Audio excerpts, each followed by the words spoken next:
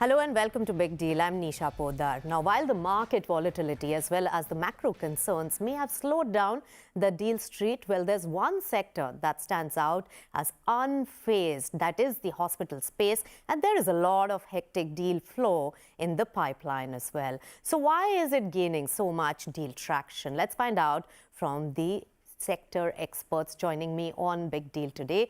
And we have with us Kaivaan Movdawalla from Ernst & Young India, healthcare sector leader and partner, Mitesh Daga, the MD of TPG Capital, and Abhinay Bollineni, who is the CEO of KIMS Hospitals. Thank you so much, gentlemen, on joining us on CNBC-TV18. Now, let me begin first with the guests in the studio. Kaivaan, you have been looking at the overall sector, and you have looked at all the transactions as well as what are the factors that have created a shift in many dynamics. First, help us understand how has the deal flow and the traction picked up? Sure, thanks Nisha. I think the healthcare sector has been, is and will continue to be the bastion of private equity capital in the country. Yes. I think the sector has drawn clearly $8 billion in investments over the last 5 years. It represents 5% of the entire private equity capital flow into the country versus sub 2% pre-COVID. Yes. If you look at the M&A activity itself, I think last 2 years we've seen 99 deals, again double of what it was pre-COVID. And clearly the market structure, Nisha, lends itself to consolidation. So we've got 45 to 50,000 hospitals in the country today. Yes. Only 3% of them are more than 100 beds. Yes. Versus 40 to 45% in the US or China. So an average of just 20 beds per entity versus 200 beds globally. And only 2% of our hospitals are NABH accredited. So clearly this is a market structure which really is ripe for consolidation. All right, you're saying ripe for consolidation, but right now we are seeing a lot of private equity interest as well. So Mitesh, how do you see the overall setup? There are most of these, hospitals which have private equity stake already. Some of them are also bolt-on by the private equity players. And then there are some very aggressive players looking at buying out the smaller players backed by their private equity partners. So how is this all going to really manifest into bigger deals and consolidation going forward in your view? Sure, thanks Nisha. So Kaivaan touched upon the need for consolidation in the sector. Yes. Another lens that might be helpful to look at is the GDP of US compared to India is roughly 7 to 8x. But if you look at the revenues of the largest hospital network in US compared to India, take a guess what it is. It's 50x, right? So that shows the level of fragmentation we have in India and the need for consolidation because as you have larger groups, you will find them offering better quality. They will get accredited with the quality organizations, have better career path for the talent that is involved over here, and so on. So consolidation is a big theme that is coming up in the industry. You will see consolidation first happening at ground level. Individual states, regional leaders like KIMS, we have Abhinay with us, or Sahyadri in Maharashtra. You will find them consolidating single standalone hospitals or maybe smaller chains within their catchment, within their states or neighborhood states.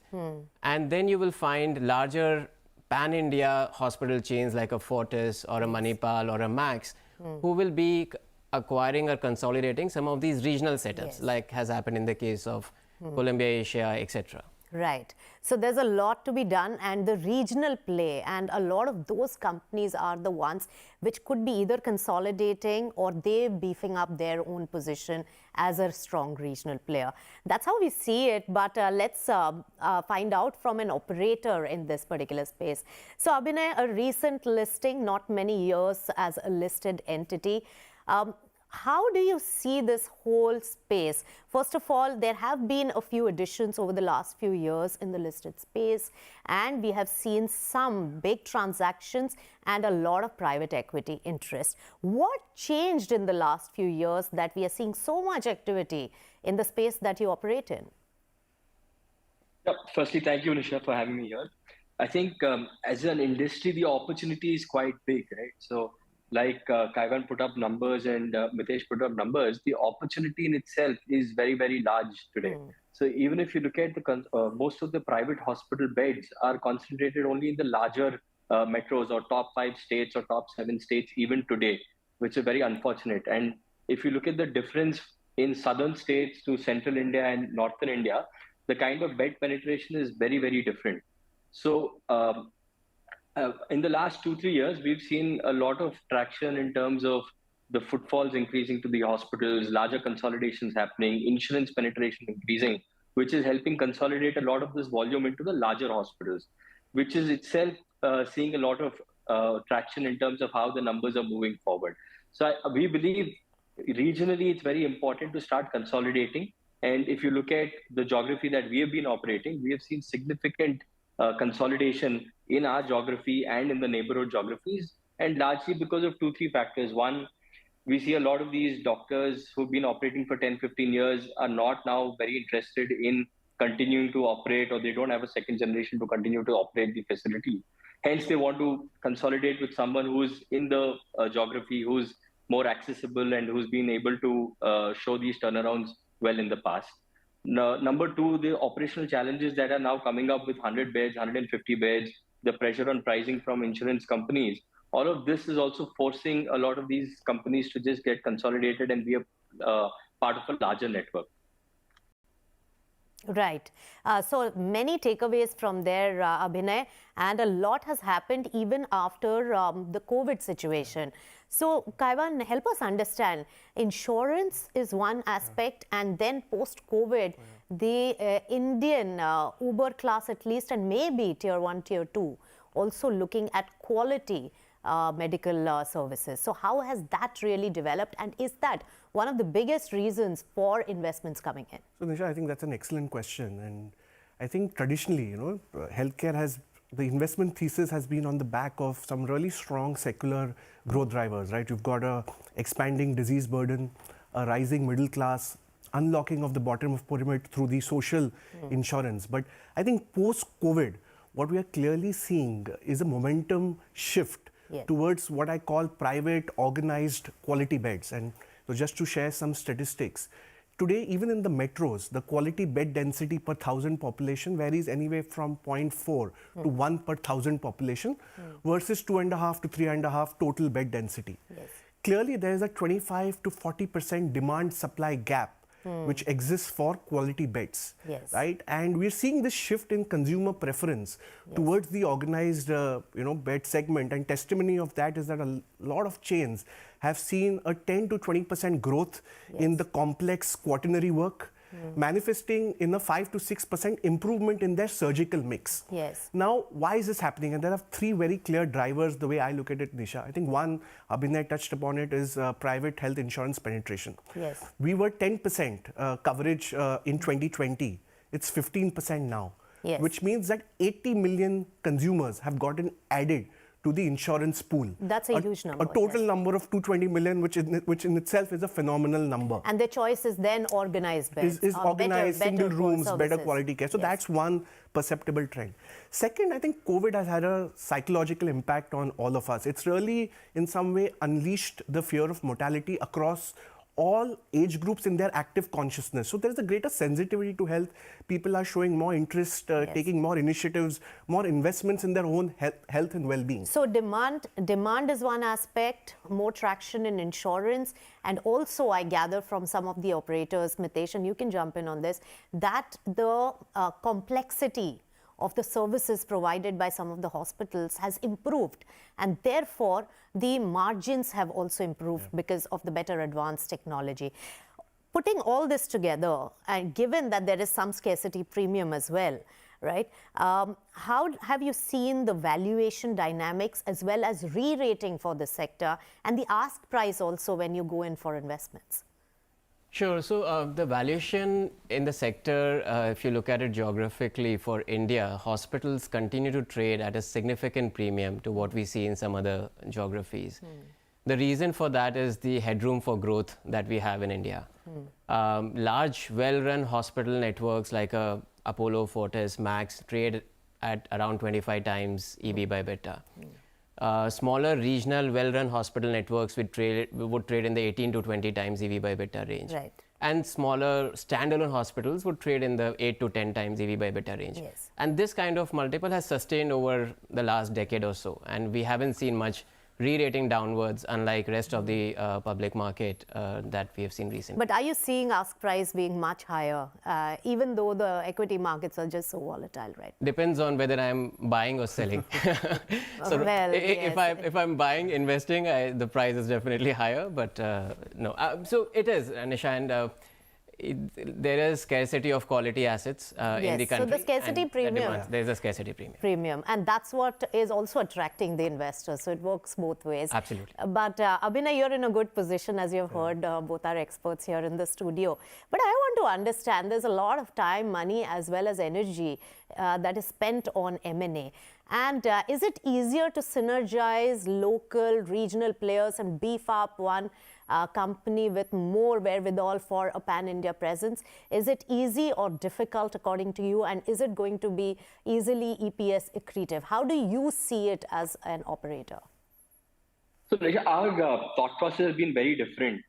So I don't think in the foreseeable future you will really see a large pan-India player. We are talking about how much market share we can have in each geography that we are present in today. So we are fortunate that in Andhra and Telangana, we have a very large market share.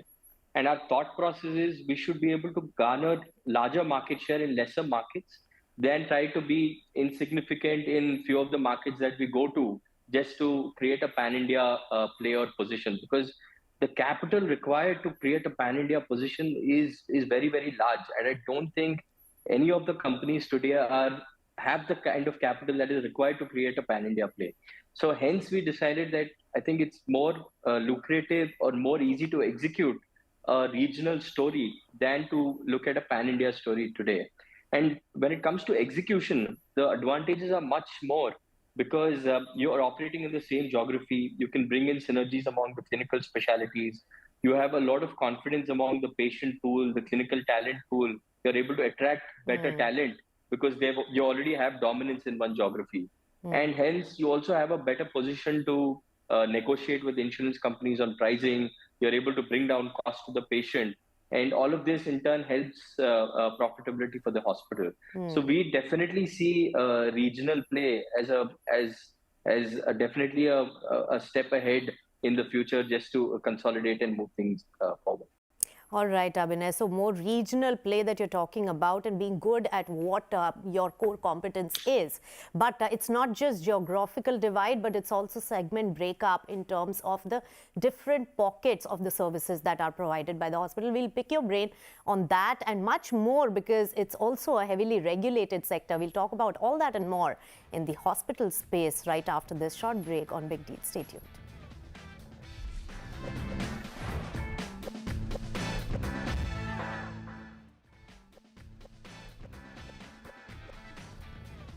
Welcome back. You're watching Big Deal and we are discussing the hospital space and the hectic deal flow in this particular sector. Now, Abhinay, we were discussing the geographical play and M&A driven because of the geographies. But there is also another, segmentation that is with the services and the quality of service that is being provided. Now, what are the areas which are gaining more traction and more attractive when it comes to the M&A or investment space? And what are the areas which are growing very fast, even in terms of performance as well as demand? Yeah, so Nisha, for us, it has always been that we are a multi-speciality hospital.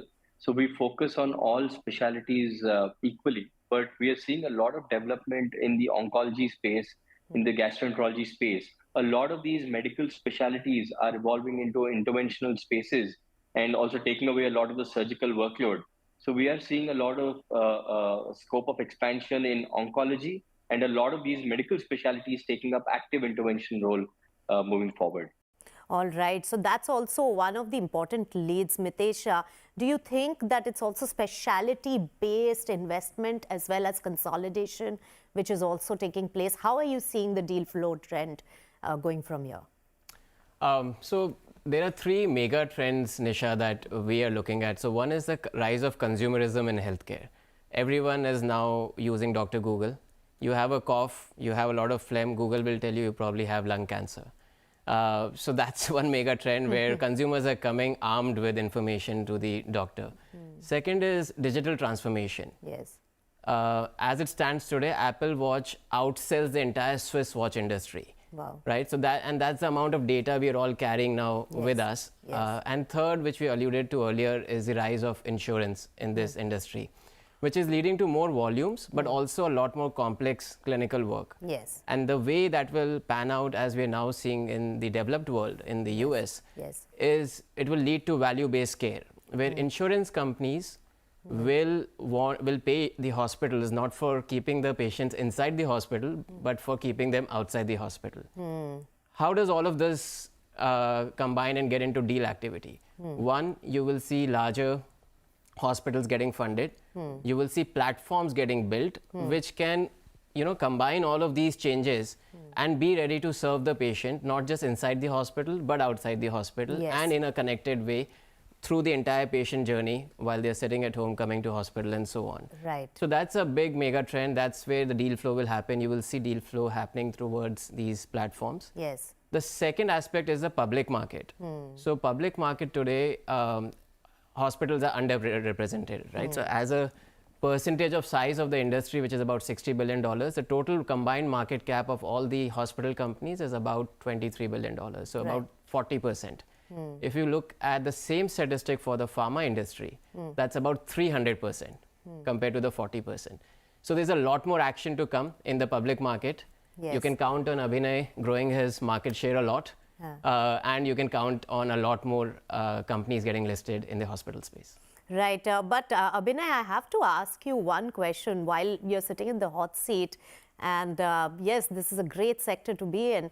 But, regulatory aspect has been the hot topic of discussion for a very long time. So how do you really strike the balance between the government regulations on pricing and, on the other hand, also performance for creating that stakeholder value? You're a listed entity.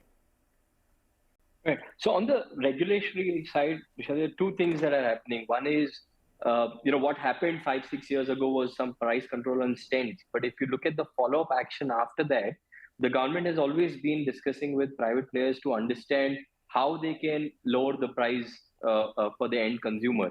So I don't see that as a big risk at this point in time, because there's always been bilateral dialogue. People, they're more encouraging, they're more talking to us and understanding how we can solve the problem mutually and keep it very transparent. So I don't see that as a big issue, how it was showcased 5-7 years ago when the stent fiasco happened.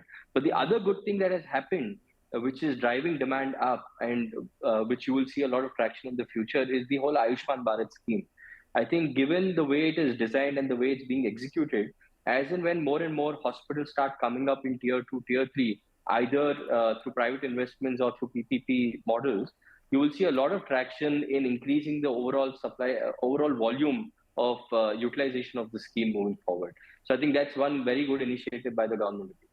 Yes, very well pointed out. And Kaivaan, this is the segment which is going to give maximum traction to the sector going forward. Yeah, I think we as a country probably have entered an era, a glorious era, where mass healthcare should be made available for all. And while the government continues to strengthen the public health infrastructure, it is clear that the private sector will continue to be the bedrock for high-end care, particularly tertiary and quaternary care. And the sector is clearly tailoring their model for inclusion. Yes. And what I see is that the real transformation that we'll see in the sector is contingent on scalable, value-based models coming up. And just to give you a few examples, the way Sahyadri has dominated Pune through its workhorse model. You look at HCG, they've got market leadership in 11 non-metros and taking cancer care to the last mile. Yes. Kaveri started with in Trichy and has become a dominant South India player. Apollo is present in 15 cities. So I see all of them either as consolidators in their own spaces or being consolidated by some of the bigger players. So Mitesh, finally, putting all the things together as an investor, how do you view it? Because in terms of risk and reward ratio and assessment, because for most of the foreign players, any sector which is heavily regulated by the government has always been a risky affair. Sure. So we see a demand for capital in this sector. If you add up the numbers, we need at least 80 to 100 billion dollars Yeah. to generate enough quality capacity in the country, Right. which means there's a need for investment. Yes. Valuations are quite full in the sector, which becomes a deterrent.